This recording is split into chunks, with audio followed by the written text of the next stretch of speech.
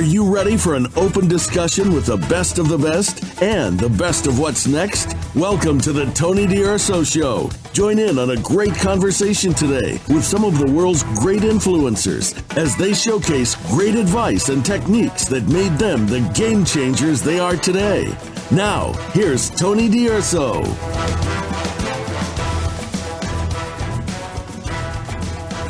Welcome, I'm your host, Tony DUrso, and once again, I'm pleased to have you join us. It's always good to see you. Thank you.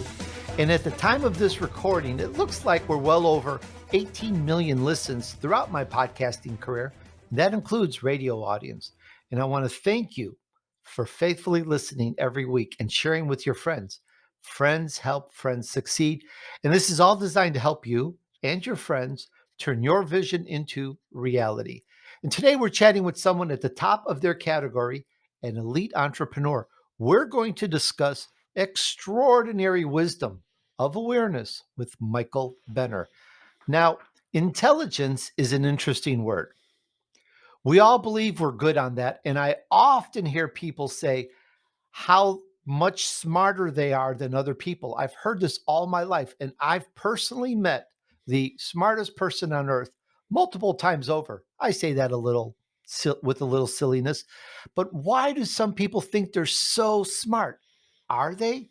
And what is intelligence? Are there different types or styles or parts to it? And how do we get some more? Do you think that it would help you expand your business or make your relationships smarter to get a better handle on this topic called intelligence? Well, I really think so. And while this topic could be a lifetime radio show, let's try to get down to the brass tacks and drill down into the nuts and bolts about this topic. Meet Michael Benner. Michael is the author of Fearless Intelligence, The Extraordinary Wisdom of Awareness, and the Breakthrough Self-Awareness Training, Internal Vigilance, which is commissioned by the Orange County, California Sheriff's Academy in Anaheim. Michael's also very well known throughout Southern California for his popular human potential talk radio programs on stations such as KABC AM, KLOS FM, KLSX FM, KCBS FM, KRLA AM, and currently he's on KPFK FM. And Michael left broadcasting as a full-time profession in 1987 to begin his own business, Personal Development Strategies. And he provides counseling and personal development training to individuals and couples, as well as consulting and training for business executives, managers, and teams. Yes, that's right. You can get Michael Benner to help you with your business right now today, and I'll give you more details on that soon. That says it all. Let's get into it. Hi, Michael. Welcome to the Tony DUrso Show. It's wonderful to have you back on again. Well, hello, Tony. What a pleasure to be here. Nice to see you. Nice to see you again. And we're all looking forward to learning more about extraordinary wisdom of awareness. We've got a lot of questions about this. There's a lot in this topic. And perhaps just before we get into that, let's fill in your backstory. I'd like to know, how did it all start for you? And perhaps maybe you could regale us with something you haven't told us in the past. Well, I'm not sure why, but I've always been fascinated. Maybe it's because I'm cynical by nature. Maybe it's because I'm of the baby boomer generation, and we all remember the very first televisions being rolled into our living rooms when we were little kids. But I've always wanted to know the truth. And I've suspected that I was never getting the full story. I didn't believe my parents were telling me the the whole story, and having lived a full lifetime, I know that's true. Kids don't get in on the full deal, right? They don't get to know everything their parents need to know, but somehow I felt left out, like I was being cut out of the bigger picture. And that when I went to school, I thought, well, if I major in journalism and broadcast journalism. That would be fun. I was an amateur radio operator in junior high school, and I loved the magic of radio, voices through the air and talking to people all over the world on shortwave radio. That was so cool. So I thought, well, if I'm going to do journalism and find out the truth, I'll do broadcast journalism rather than print. And so I worked my way through college doing radio news at a local radio station in Lansing, Michigan. I went to Michigan State University. And after that, I guess, Tony, must have been 5 or 6 years before I began to realize that all this news was government and politics, and it really wasn't the truth I was looking for. So I began to read psychology and philosophy, and because I've always loved people, even people who don't like themselves. I've been curious about why wouldn't you? Why are you so grumpy? Why are you so angry and defensive all the time? So whether people were joyous or mean and indecent, I was still curious about who they were. And so eventually that led to philosophy, which is the study of truth. And that's pretty much my story. It's journalism to psychology to philosophy is a kind of my own personal development, my interest in why people think the way they think, why they feel the way they feel, and why we do the things we do. And that is very interesting. And I can see how you grew a big audience on radio because we're all, I believe, very curious and we want to learn more about those topics. And you had a very successful radio career and you left it to help people in a different way. You're very successful. Not people don't necessarily like to quit a cushy job or a job where they're successful and is growing and growing, but you left it to do this. And what was that vision? Why did you leave to do what you're doing now? Well, it was a couple of reasons. It was sort of a mutual agreement. Radio is really a young person's field. By the time you get into your late 30s or early 40s, midlife, um, you better start thinking about a second career. And I had presumed that I would be a broadcast journalist for my whole life, and I was wrong. And even the talk shows that I really enjoyed doing and still do. I'm 54 years into the business. And as you say, I left it as a full time profession in the late 80s, but I've done it part time ever since because, again, I love it. I love people. I love doing progressive talk shows. But I'm sure many people in your audience will remember that talk radio took a turn in the late 80s and became very politically oriented, very mean spirited, angry, hostile. And I didn't like any of that. So, between recognizing I was getting older, I needed a second career, and the nature of talk radio swinging to sort of mean and hostile, I thought, well, what else will I do? And I took a year off and I moved into a cabin in the mountains, a mountain called Mount Pinos, north of Los Angeles. And I lived about a mile high on the side of that mountain for a year and just thought about it the rest of my life. What am I going to do with the next half of my life? And what kept coming up for me over and over again is take what you love, what you do as an avocation or hobby, and make that a career. Well, that was personal development. That was uh, hypnosis. I had worked as a hypnotherapist as a avocation, practiced self hypnosis, which is not a very good term, but it's all we had to work with. It's very similar to meditation. I was teaching meditation and various mind skills, accelerated learning. I was doing sports psychology, all as a hobby, all as an avocation. And I thought, well, I'll make my radio career the hobby, and I'll turn my hobby into a career. And so I started using the internet. We didn't really have social media in the early 90s, but we had bulletin boards and the internet and word of mouth. And I just developed a private practice, worked with corporations, worked with individuals and couples. And that's what I do to this day. And I love it more every week that goes by. I'm happier and more fulfilled. I really love it. You're obviously very successful at it, and being in the having a program at the Orange County Sheriff's is a testament to how important, vital, and successful you are at this, and what you bring to companies and so forth.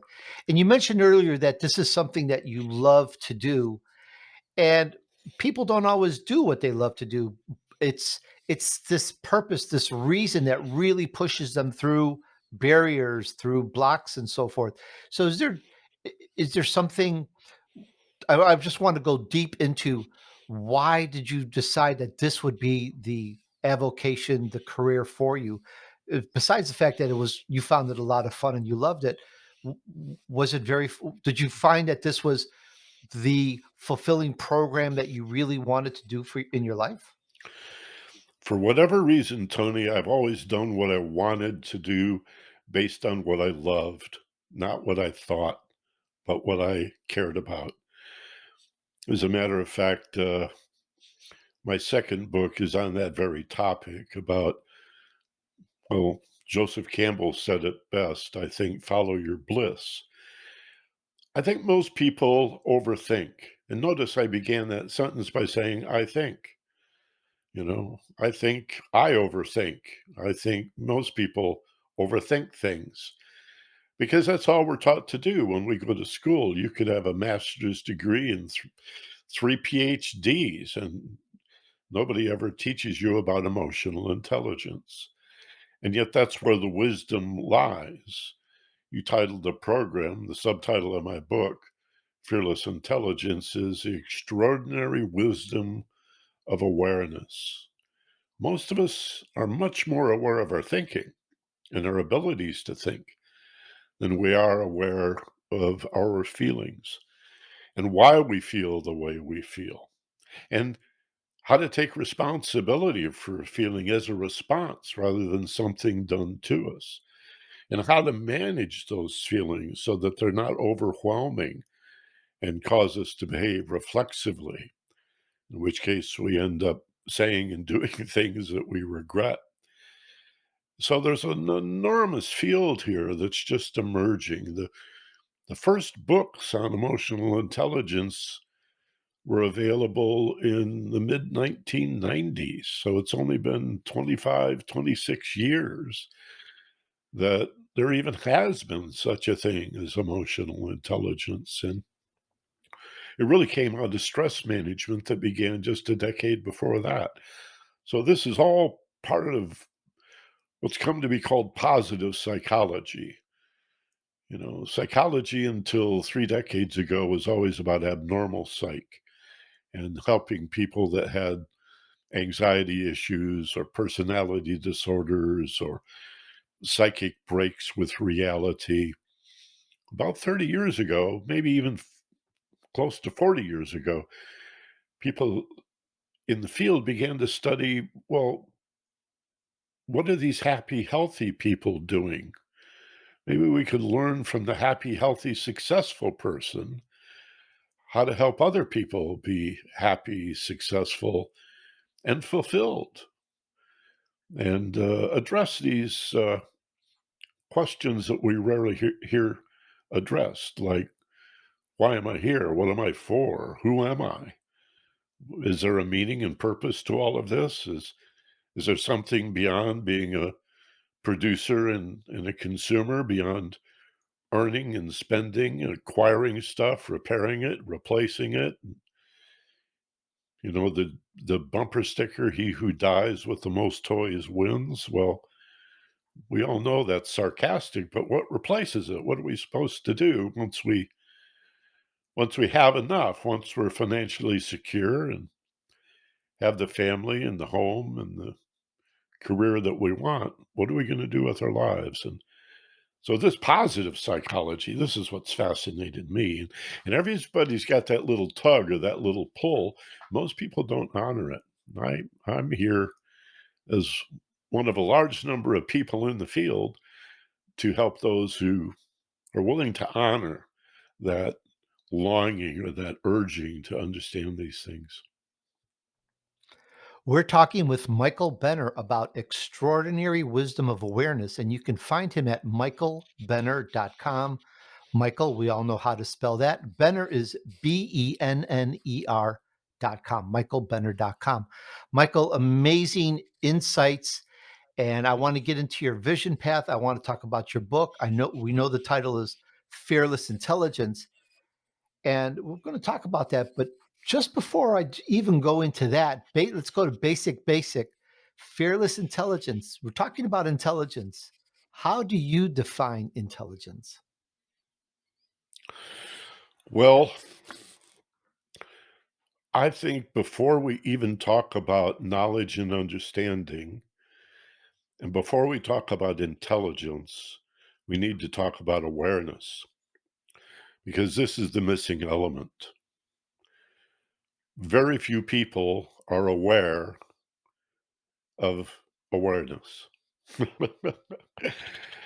We're hearing more, fortunately, about mindfulness. Mindfulness is noticing what you notice. It's being aware of being aware, but also being aware of what you're not aware of. Good example, most people have a route that they take to work, especially a lot of people are working from home now, but even then you have your routines where you go to the store or the dry cleaner. But many people still commute to work every day and they go the same route every day. But how much of that are you unaware of? If somebody said, "Oh, well, if you go that way every day, you go right by this store. Surely you've seen it. It's right there on Main Street, right where you go by." No, I've never seen it. I've never noticed it. Really? How could you miss it? Well, there's a lot going on. I'm thinking about my day. I'm worried about the past. I'm anxious about the future. I'm got this to-do list in my head. I can't be aware of everything.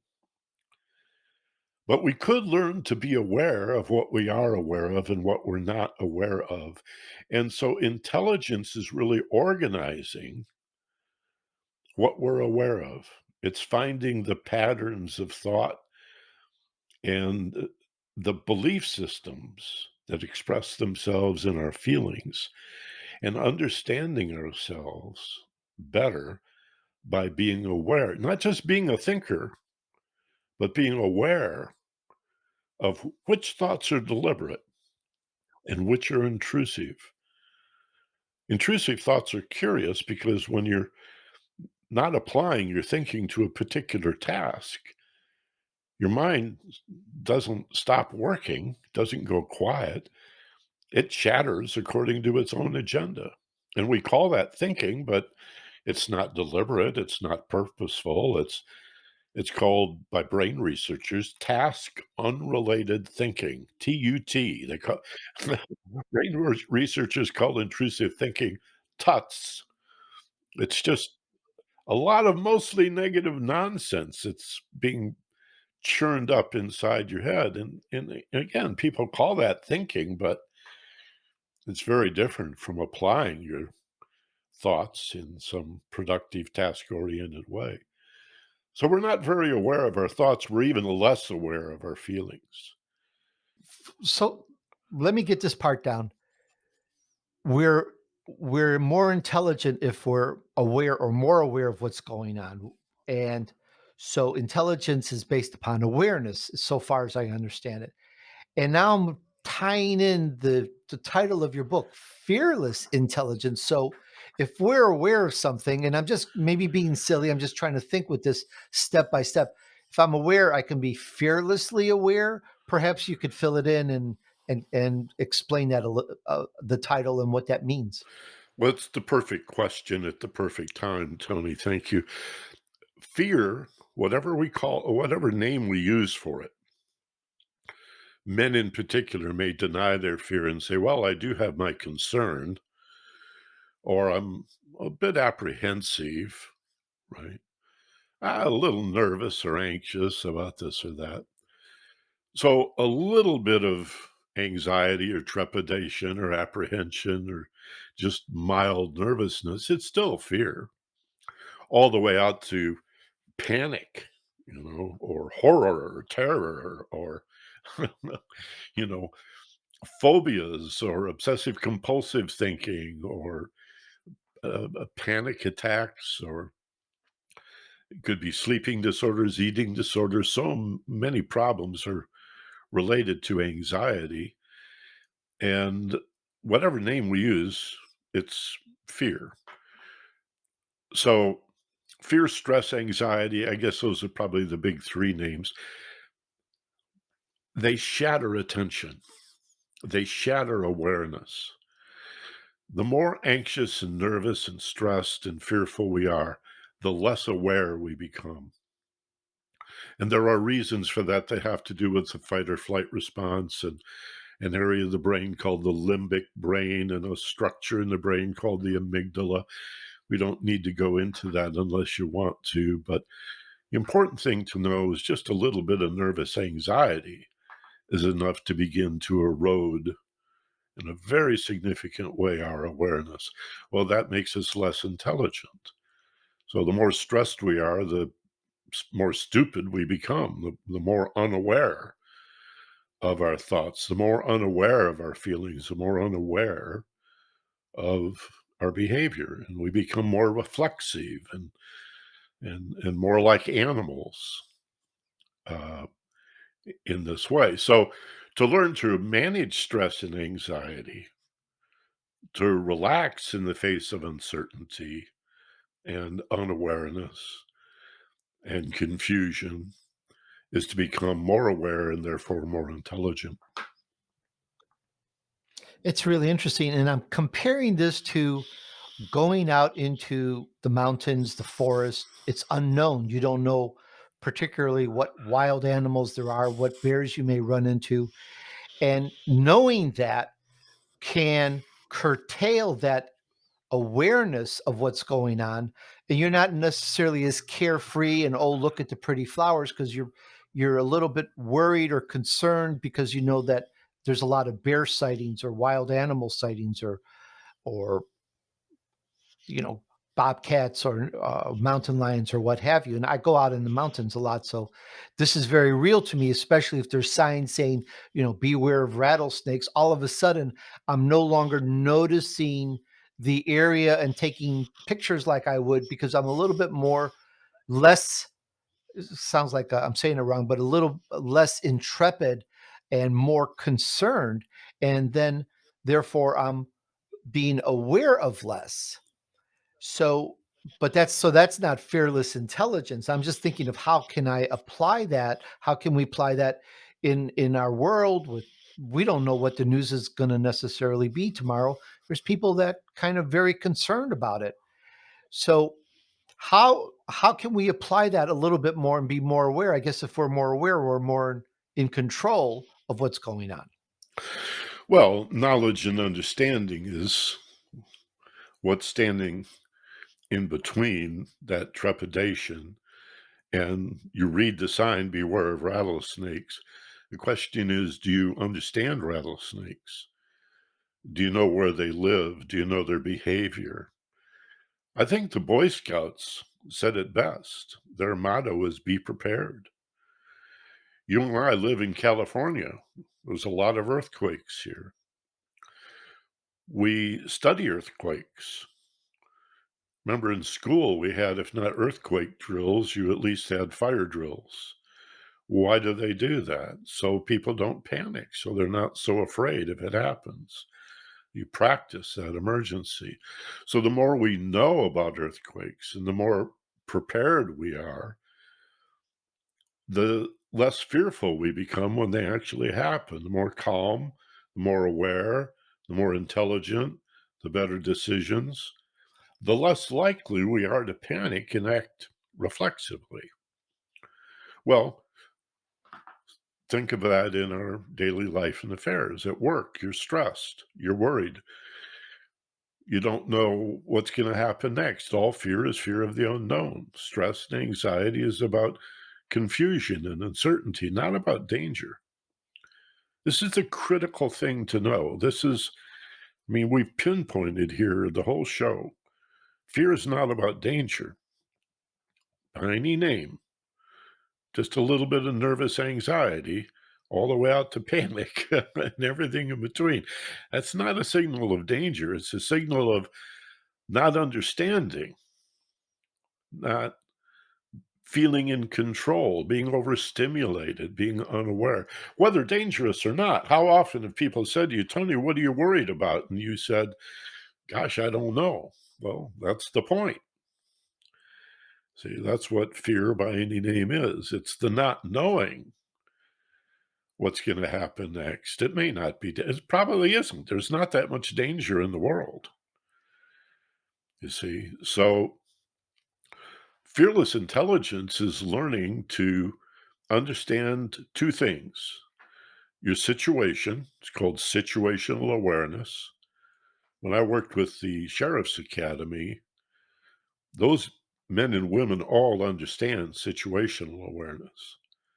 What I did with my internal vigilance program was make them self-aware.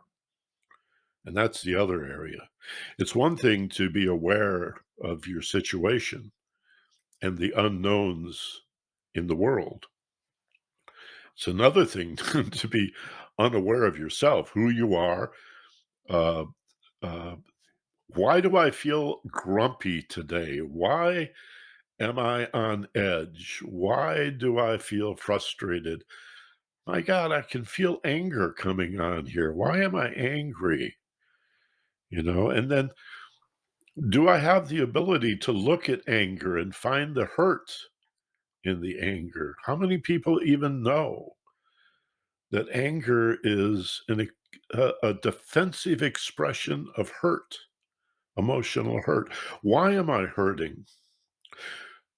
Is there sadness in the anger? There almost always is sadness in anger as well as hurt, not to mention the fear at its root. So a big emotion like anger, which is one of the basic four emotions, there's only four basic emotions: happiness, sadness, anger, and fear.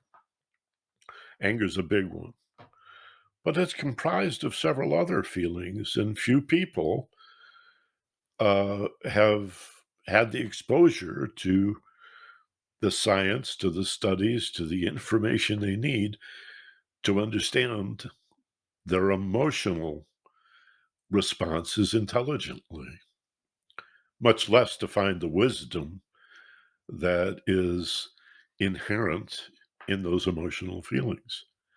That brings up a good point because there's also an emotional intelligence. Most definitely. Your mental intelligence, which is all you were taught in school, is about everything but you, the whole world around you. If you want to understand anything outside of you, whether it's at hand or a distant galaxy, math, science, history, geography, anthropology, the world around you, use your thoughts. But when you want to understand yourself as a unique individual, we've always heard there's no two snowflakes alike. DNA proves there's no two individuals alike. Wouldn't you want to know what's unique about yourself instead of being afraid to find out why you're one of a kind and why you are so essential to the larger scheme of things? So many people spend their lives feeling insignificant. In fact, we're essential. Like a jigsaw puzzle. You could have a jigsaw puzzle of 1,000 pieces, but if just one is missing, you're going to throw that whole puzzle away, right? because every piece is different, but every piece is essential to the whole. And so it is for Tony D'Urso, Michael Benner, our wives, our families, and out into the world. No one is redundant. And the tragedy is that so many of us are terrified at the prospect of understanding what sets us apart. Yeah, we're like other people in many wonderful ways, but in some very important ways, we're unique. We have particular gifts and talents and abilities that set us apart. The way we find them is honoring what you love and what you care about. But in order to have those feelings, what do I love? What do I care about? I've got to move through the hurt that causes us to turn away from emotions, to push away, to hold them at bay, and to no, I don't want to feel. And men and women condition their boy children not to feel, saying that's a weakness. Our daughters and little girls can have their feelings, but no son of mine is gonna, you know, be a sissy or whatever. I don't want any of my boy children crying. So they never do understand themselves.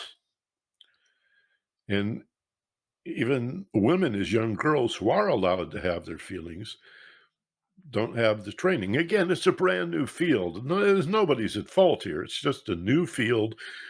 We're we've only had written language for 2,000 years. We just got here. We're a pretty new species. We've only reading was rare until 100 years ago. Virtually nobody could read until 100 years ago. We've only had light bulbs for 130 years, So this is all new. And that's part of what's so exciting about it, I think. All right, let me get some of these points down because it's multiple points. People that are, first of all, they've been hurt, to me seems like that would turn on and bring on that emotion of fear or stress or anxiety as well. Because sometimes it's like, hey, Tony, why do you feel that way? I don't know. Just there's stress, there's worry, there's anxiety, but you don't necessarily know. But in the past, perhaps it's because something has come along that has created fear or hurt, and the environment now seems to be similar to that, though we can't always put the nail on the head or put the finger on the nail, whatever that phrase is. So we can get anxious, we can get stressed and not even necessarily know what that is.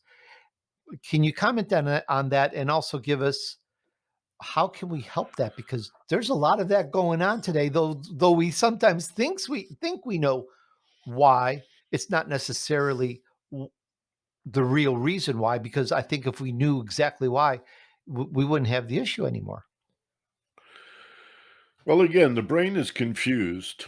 Uh, the brain, which is different from consciousness, because remember, we talked about awareness. Synonym for that is consciousness. That's the tip of the iceberg. Most of the brain is operating at an unconscious level. It's digesting food, you're not aware of that. It's repairing and replacing cells, it's beating your heart, it's breathing you. Gosh, we don't even think about breathing. You could assert yourself and hold your breath or deliberately pant or something, but we think of it as being an involuntary response, right? And so many reactions are happening at an unconscious level. And mixed in among that is the hardwiring of the brain that says anything new is unknown, anything old and never really well understood is unknown. And unknown things, says the fight or flight response in the brain, whether they're new or old, if they're unknown, if they're confusing, they could be dangerous. There might be danger. So it triggers the fight or flight or freeze response. And our muscles get tight. And that crimps down on arteries and veins, and that makes the blood pressure go up, and your pulse goes up, your respiration goes up, your pupils dilate, brain waves begin to skyrocket to prepare yourself to deal with the possibility of danger in the world. Well, another thing that happens, which is a kind of a trade out, is called the amygdala hijack. You're so focused on preparing yourself for this external danger. You don't know what it is, but it might be out there because you're confused and we don't really know what might happen next. Part of the trade out is we become very binary in our thinking, and our creativity is shattered. Our awareness of our situation and ourselves is destroyed, and everything looks like either or. And so what we see is the either or of gender, the either or of electromagnetism, the either or of are you with me or against me is applied uniformly. And the whole world becomes true or false with no third option. And many people, Tony, live their entire lives in this binary, all or nothing, this or that view of reality. They don't understand relativism, and they don't understand permutation or combination or variation. A little bit of this, a little bit of that. The likelihood that two people could disagree strongly and both of them have a good point. A kind of a 60-40. Like, I still think my point is 60% right. I'll grant you 40%. I'm still more right than you, but you're not completely wrong. Few people are capable of exploring the rainbows. Some people might say the gray between the black or white. I will say the rainbows between the black and white. Gosh, even in school in multiple choice, we had a C and a D and a none of the above and an all of the above and an open-ended question and an essay question. And then to go out into the world and live either or, everything or nothing, it's either completely right or totally wrong. That's all the result of living in high anxiety and stress and I fearing the like that. it It's not as black and white as we think it is. I no, like that. I like the rainbow. no, it never is. It never is. In Eastern philosophy, this is simply called the third way. And the third way is a point of compromise. It's mediation and conciliation. It's granting that your opponent or your enemy may have a point, and it may not be nearly as strong as your point.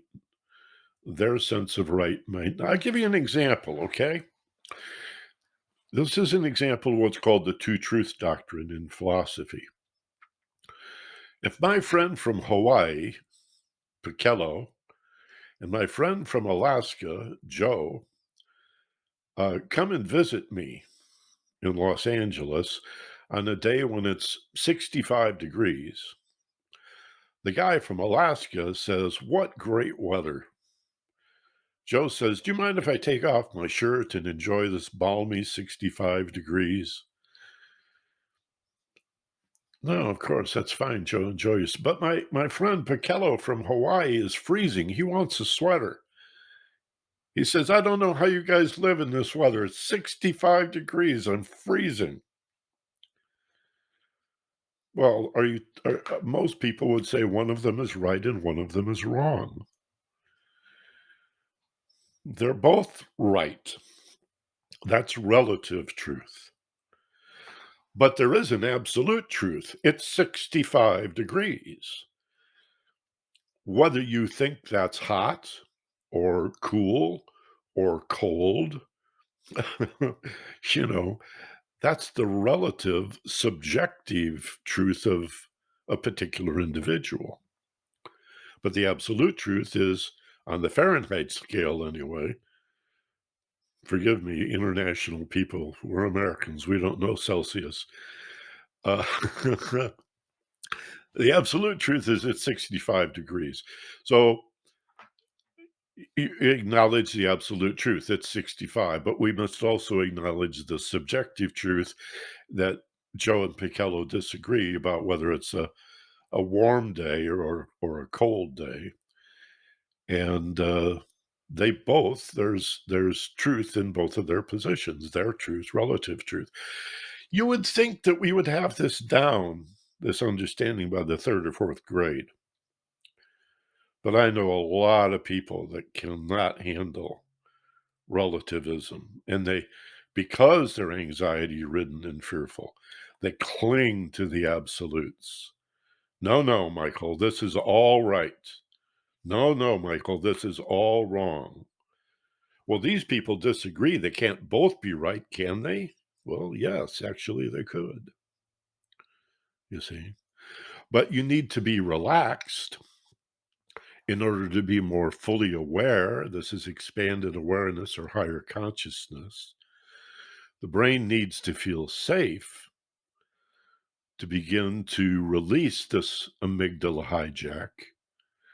You can see why the brain in a survival mode would make it an everything or nothing world. Are you with me or against me? That's all I need to know. Fine, if you're in real danger, but that's not a lifestyle. We don't want to live there. Many people do. Very interesting points there. And it's so true. There are different points of view, and they're not wrong. No. And we have a few minutes left. There's one other topic of this little adjunct that I want to make sure we go over, and that is intuition and instinct as part of all this. I would love to hear your comments on that. Oh, thanks. I think this is fascinating. We call both instinct and intuition gut feelings. And as a result, people will use the word interchangeably. Uh, they'll say instinct when they mean intuition. They may say intuition when they mean instinct. Instinct and intuition are both gut feelings. They're felt between the heart and the pelvis, but they're opposites. They're like polarities of a bar magnet. This is one magnetic field around the bar magnet, but the polarities are opposites, the north end and the south end. So instinct is a fear-based animal response. It's oh no, it's run away, it's what to avoid. Intuition is heart-based. It's felt in the heart area. Instinct in the pelvis at the base of the spine. Intuition in the heart. This is the oh boy. This is love-based. This is what to move toward and embrace. Most of the time, we feel our feelings in the solar plexus, which is between intuition and instinct. And just as we were talking about relativism and the blend of things, we feel a blend of oh no and oh boy. The instinct is run away from this, but that's not a goal, right? We were talking about your book the other day about vision and the imperative nature of knowing where you're going. If I want to go on a road trip, it's not enough to say, I want to avoid LA. I'm leaving town. Like Lewis Carroll, if you don't know where you're going, any road will take you there. George Harrison did a song about it. We have to have a goal. So the oh no will get you out of danger. Just run in any direction. Just get out of here. But then we have to orient ourselves to the oh boy, what do I want? Set a goal, an objective, a desired outcome, something that you love, something you're passionate about, and move toward that. And that's revealed by intuition, which is a non-logical form of intelligence. It's not illogical. It doesn't contradict logic, but it is non-logical. It is facilitated by deep relaxation, holding questions in meditative levels, You know that admonition, knock and the door shall be open, ask and ye shall receive.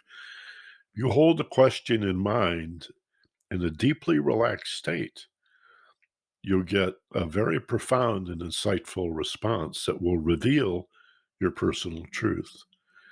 If we do that in normal consciousness or a high stress state, all you get is noise and static and chatter and more confusion.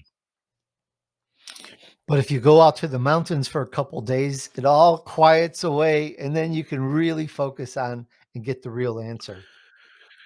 Or if you do your yoga or your Tai Chi or your martial arts and even your bodybuilding and weightlifting, and then sit down for 10 minutes, close your eyes, breathe, relax, and imagine yourself in a beautiful place of perfect peace or luxuriating in a hot tub with not a care in the world.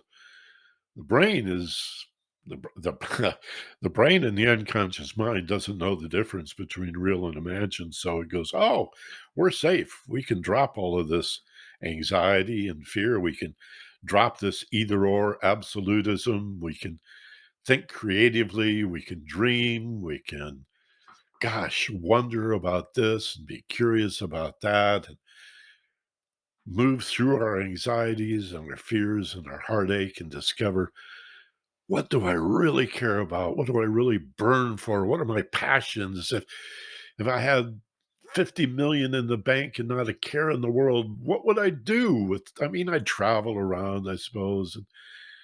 But after that, then what would you do to feel fulfilled, to feel like you mattered? Like there's something beyond success called fulfillment. And often I work with very successful, very prosperous and wealthy business people who have the courage to admit to me, Michael, I got it all, but I'm not fulfilled. I'm extremely successful. I've got way more than I need, but there's still a hole in my heart. What is that about? And you can call that psychology, you can call that spirituality, but it's a search for meaning and purpose that goes beyond what we think of as success, which we have to. I mean, come on, we got bills to pay. We need the security of having a meaningful career and providing a product or a service to people, something they really need, becoming financially secure and healthy in our physiology. And but once all that stuff is taken care of and you've arrived, now what? You know, can you create for yourself a life of significance? And you'll know that you are doing that when you begin to feel this fulfillment. Or sometimes I talk about it being simple joy, or what is joy? Happiness for no reason. Whoever told us that we had to have a reason to be happy? I think that might be a good note for us to conclude on. What if we could be happy for no reason? Look at your children. Look at the little kids. They're happy. They don't need a reason to be happy. I love that. That is brilliant. Let's be like children. Once again, we talked about extraordinary wisdom of awareness with Michael Benner, and you can find him at michaelbenner.com. Get his book, Fearless Intelligence. This is just a few points we talked about it. There's a lot more in that. And see about his services. Michael has been, and I didn't mention this at the beginning, I've been remiss, but he's been my mentor and has helped me podcast and improve my show and do quite a bit over the years. And I didn't acknowledge that at the beginning. I don't know how I missed that, but I want to say Michael's helped me quite a bit. He can help you too, whether it's in your relationship, your business, or just being able to enjoy the world as a child. Check it out at michaelbenner.com. Michael, we just, I don't even know that we put a scratch on the surface, but I found this really insightful, and there's just so much more. We'll have to do this again, of course, no doubt. I just want to thank you so much for sharing with us today. Tony, it's always a pleasure to be on your radio program, your podcast, and just to chat with you. However many people hear this, I'm less concerned with how many hear it than the impact it has on a handful of people who are really listening and really get something from this. And I know that's what you're all about. You talk about success all the time, and the Army sort of stole that phrase, "Be all you can be." So it's sort of trite to say, but why not? Why not take the risk of not just settling? When we're kids and teenagers, sometimes we play small to fit in and be accepted. But certainly as adults, as we mature, we should get to a point where I'm done playing small. I want to be everything I can be. And I mean that as an individual, not as somebody who's comparable. I'm not better than anybody.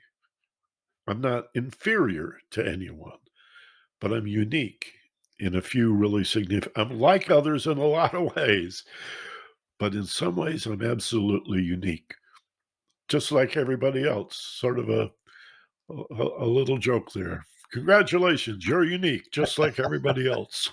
Thank you. And on that, just thank you again and again, Michael. And again, everyone, check it out at michaelbenner.com and see what he's got. He's real, as you can tell, very authentic, the real deal. And he's just really brilliant at his career. Thank you again, Michael. We'll talk again, my friend. Thank you, Tony. Hey, thanks for hanging out with me while I featured an elite entrepreneur who took his vision to reality. This chat was insightful and it opens us up to understanding our world better, don't you think? We talked about extraordinary wisdom of awareness with Michael Benner. We talked about so many things, and in no particular order, we discussed intelligence. What is it? How do you define it? We talked about awareness. What is that? And how we become more intelligent. We talked about how to be more aware, how to be aware. We talked about how intelligence can be fearless. What is fear after all? And how is that different from stress and anxiety? And what's emotion? What's emotional intelligence? We talked about so many things, intuition and instinct and the differences. Tell us, what did you get out of this? Comment on the video platforms. Tell us what you think. Really would love to hear from you. And check out Michael, get his book, and tell us about that in the chat as well. And please remember supporting this show with a nice review. And of course, you can go to DUrso.com/review and share this with a few friends to help them too. All right. Okay. Use this and let's help you move on your journey to success. Thanks, everyone. And remember, just take action. Success awaits those who persevere and remain steadfast despite the odds. Sow good seeds, do good deeds, and join me on the next episode of The Tony DUrso Show.